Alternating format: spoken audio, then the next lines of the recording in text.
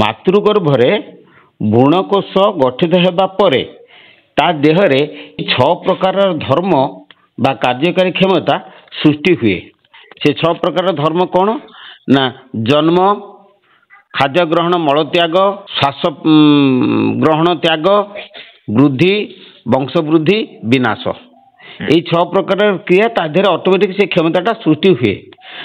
ଏହି କ୍ଷମତା ଦ୍ୱାରା ଗୋଟିଏ କୋଷ ଦୁଇଟିରେ ପରିଣତ ହୁଏ ଓ ନୂତନ କୋଷରେ ମଧ୍ୟ ସେହି ଧର୍ମ ଗଚ୍ଛିତ ହୋଇ ରହେ।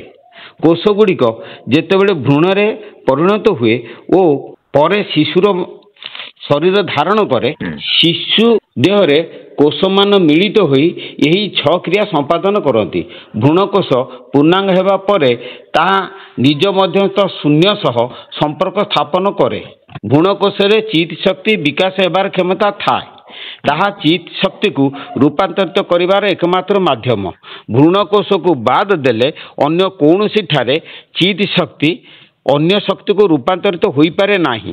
ଯେପରି ବିଦ୍ୟୁତ ଶକ୍ତି ବଲ୍ବ ଠାରେ ଆଲୋକ ଶକ୍ତିକୁ ରୂପାନ୍ତରିତ ହୁଏ, ବଲ୍ବ ବ୍ୟତୀତ ତାହା ହିଟର, ଫ୍ୟାନ୍ ଆଦି ଅନ୍ୟ କୌଣସି ଯନ୍ତ୍ରରେ ଆଲୋକ ଶକ୍ତିକୁ ରୂପାନ୍ତରିତ ହୋଇପାରେ ନାହିଁ। ଠିକ୍ ସେହିପରି ମହାଶୂନ୍ୟ ସ୍ଥିତ ଚେତନ ବଳ ଭ୍ରୂଣକୋଷରେ ପ୍ରକୃତି ଦ୍ୱାରା ରୂପାନ୍ତରିତ ହୋଇ ଭିନ୍ନ ଭିନ୍ନ ଚେତନ ଶକ୍ତିକୁ ରୂପାନ୍ତରିତ ହୁଏ ଓ ଭ୍ରୂଣରେ ଜୀବକ୍ରିୟା ସମ୍ପାଦନ କରେ। ଭ୍ରୂଣ ମଧ୍ୟସ୍ଥ ଚେତନ ବଳ ଓ ତା ମଧ୍ୟସ୍ଥ ଜୈବ ପଦାର୍ଥକୁ ଅବଲମ୍ବନ କରି ଚିତ୍ ଶକ୍ତି 4 ଗୋଟି ଇନ୍ଦ୍ରିୟ କ୍ଷମତାରେ ପରିଣତ ହୁଏ। ସେଗୁଡ଼ିକ ହେଲା ଅନୁଭବ ଶକ୍ତି, ବିଚାର ଶକ୍ତି, କଳ୍ପନା ଶକ୍ତି ଓ ଅଭିମାନ ଶକ୍ତି। ଏହି 4 କ୍ଷମତାକୁ ଅନ୍ତର କ୍ଷମତା ବା ଇଣ୍ଟରନାଲ ଆବିଲିଟି ବା ଅନ୍ତର ଇନ୍ଦ୍ରିୟ ଇଣ୍ଟରନାଲ ସେନ୍ସ କାପାସିଟି କୁହାଯାଏ। ଏହି 4 କ୍ଷମତା ଶିଶୁ ଦେହରେ 4 ଗୋଟି ଶକ୍ତି କେନ୍ଦ୍ରରେ ପ୍ରକାଶ ପାଏ। ବୁଝିଲେ ନା? ଅନୁଭବ କ୍ଷମତା ନାଭିରେ, ବିଚାର କ୍ଷମତା ଅନାହତ ଚକ୍ରରେ, କଳ୍ପନା କ୍ଷମତା କଣ୍ଠ ଚକ୍ରରେ ବା ବିଶୁଦ୍ଧ ଚକ୍ରରେ ଏବଂ ଅଭିମାନ କ୍ଷମତାଟା ଆମର ଲଳନା ଚକ୍ରରେ ପ୍ରକାଶ ପାଏ। এই 4 ଚକ୍ରରେ 4 ଗୋଟି ଇନ୍ଦ୍ରିୟ କ୍ଷମତା ପ୍ରକାଶ ପାଏ। ପ୍ରକାଶ ପାଇକି ସିଏ କ'ଣ କରନ୍ତି ନା ସେଇଥିରୁ ପୁଣି କ'ଣ ହୁଏ ନା କଣ୍ଠ ଚକ୍ରରେ ଯେଉଁ କଳ୍ପନା ଶକ୍ତି ଥାଏ ବା ମନ ଥାଏ, ସିଏ କ'ଣ କରେ ନା ମୁଖମଣ୍ଡଳରେ 5 ଗୋଟି ସ୍ଥାନରେ 5 ଗୋଟି ଜ୍ଞାନ ଇନ୍ଦ୍ରିୟରେ ପରିଣତ ହୁଏ। ଆଜ୍ଞା।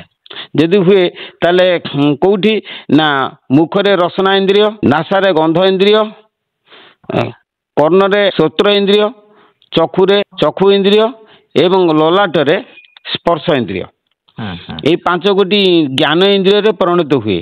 ଆଉ କ'ଣ କରେ ନା ଆଉ 5 ଗୋଟି କାର୍ଯ୍ୟକାରୀ କ୍ଷମତାରେ ମଧ୍ୟ ପରିଣତ ହୁଏ। କ'ଣ ହୁଏ ନା ହସ୍ତରେ ସ୍ପର୍ଶ କରେ, ମୁଖରେ କଥା କୁହେ, ପାଦରେ ଗତି କରେ, ମଳ ଦ୍ୱାରରେ ମଳ ତ୍ୟାଗ କରାଏ ଏବଂ ମୂତ୍ର ଦ୍ୱାରରେ ମୂତ୍ର ତ୍ୟାଗ କରାଏ। ମୂତ୍ର ତ୍ୟାଗ କରେ ନାହିଁ, ମୂତ୍ର ତ୍ୟାଗ କରାଏ।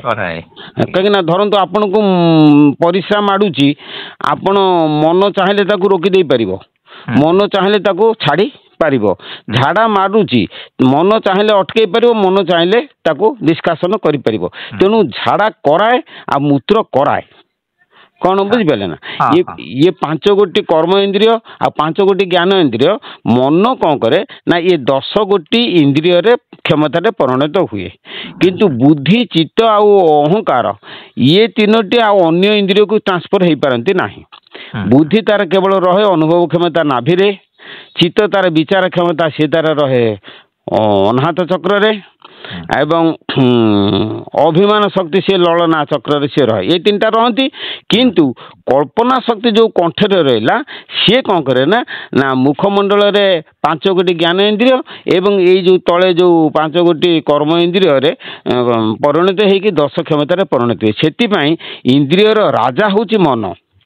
ମନ ଏକାଦଶ ଇନ୍ଦ୍ରିୟ କୁହାଯାଏ ଏବଂ ଇଏ ଗୁଡ଼ାକ ସବୁ 10 ଇନ୍ଦ୍ରିୟ କୁହାଯାଏ। କ'ଣ ବୁଝିଲେ ନା? ତେଣୁ ଏଇଗୁଡ଼ାକ ହେଉଛି ଇନ୍ଦ୍ରିୟ କ୍ଷମତାରେ ପରିଣତ ହୁଏ। କେଉଁଠି ଶୂନ୍ୟ ସ୍ଥିତ ଚେତନା ଶକ୍ତି ଆସିକି ଇନ୍ଦ୍ରିୟ କ୍ଷମତାରେ ପରିଣତ ହୁଏ। ଏଇ ଇନ୍ଦ୍ରିୟ କ୍ଷମତା ଗୁଡ଼ିକ କ'ଣ କରନ୍ତି ନା ଆମ ଶରୀରକୁ କ'ଣ ନା ପରିଚାଳନା କରନ୍ତି। ମନ ହେଉଛି ମ୍ୟାନେଜର, ବୁଝିଲେ ନା? ଆଉ ଆମର ଦୁଃଖ ସ୍ଥିତ ବ୍ରହ୍ମଶକ୍ତି ସିଏ ହେଉଛି ମାଲିକ।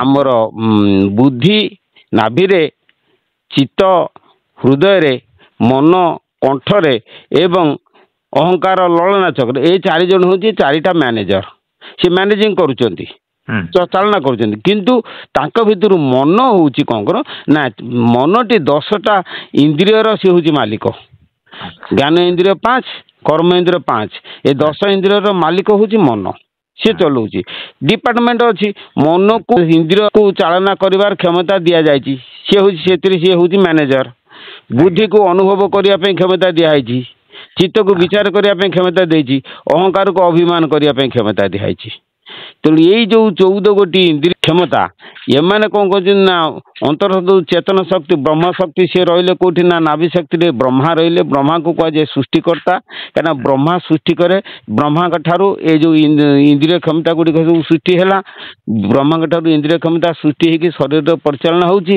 ତେଣୁ ବ୍ରହ୍ମାଙ୍କ ଠାରୁ ମଧ୍ୟ ଆମ ଶରୀରର ପଦାର୍ଥ ଗୁଡ଼ିକ ଏ ଯୋଉ 6 ପ୍ରକାର ଜନ୍ମ ବୃଦ୍ଧି ମଳତ୍ୟାଗ ଖାଦ୍ୟ ଗ୍ରହଣ ଶ୍ୱାସ ପ୍ରଶ୍ୱାସ ବଂଶ ବୃଦ୍ଧି ବିନାଶ ଏଗୁଡ଼ାକ ସବୁ ଇଏ ମଧ୍ୟ ଜୈବ କ୍ରିୟା ମଧ୍ୟ ସେଇ ବ୍ରହ୍ମାଙ୍କ ଠାରୁ ସୃଷ୍ଟି ହେଉଛି ଯେ କୋଷ ଠାରୁ ସୃଷ୍ଟି ହେଉଛି ଜୈବ କ୍ରିୟାଟା ଏ ଶାରୀରିକ ଶକ୍ତି ବୁଝିଲ ନା ଜୈବ କ୍ରିୟାଟା ଶରୀର ସମ୍ପର୍କୀୟ ଶକ୍ତି ଆମ ଜୈବ ପଦାର୍ଥର ଧର୍ମରୁ ସେଗୁଡ଼ାକ ସବୁ ସୃଷ୍ଟି ହେଉଛି କିନ୍ତୁ ଚେତନ କ୍ରିୟାଟା ସିଏ ସ୍ୱତନ୍ତ୍ର ଅଲଗା କମଲା ନା ଆଚ୍ଛା ଏଇ ଚେତନ କ୍ରିୟା ଇଏ ସିନା ଇନ୍ଦ୍ରିୟ କ୍ରିୟା ହେଲେ 14ଟି ଆଉ ଗୋଟେ ହେଉଛି ପ୍ରାଣ କ୍ରିୟା ସମ୍ପାଦନ କରୁଛି ତେଣୁ ପ୍ରାଣ କ୍ରିୟା ପ୍ରାଣ ହେଉଛି ଗୋଟେ ସ୍ପନ୍ଦନ ଶକ୍ତି ସେ କ୍ରିୟା ମଧ୍ୟ ଅନାହତ ଚକ୍ରରେ ସେ ସୃଷ୍ଟି କରୁଛି ପ୍ରାଣ ଶକ୍ତି କି ସୂର୍ଯ୍ୟ କୁହାହଉଛି ମନ ଶକ୍ତି କି ଚନ୍ଦ୍ର କୁହାହଉଛି କଣ ବୁଦ୍ଧି ଶକ୍ତି କି ଆମର ଅଗ୍ନି କୁହାହଉଛି ବୁଦ୍ଧି ହେଲା ଅଗ୍ନି ପ୍ରାଣ ହେଲା ସୂର୍ଯ୍ୟ ମନ ହେଲା ଚନ୍ଦ୍ର ଚିତ୍ତ କିନ୍ତୁ ନିର୍ମଳ ଚିତ୍ତ ହଉଛି ଜ୍ଞାନ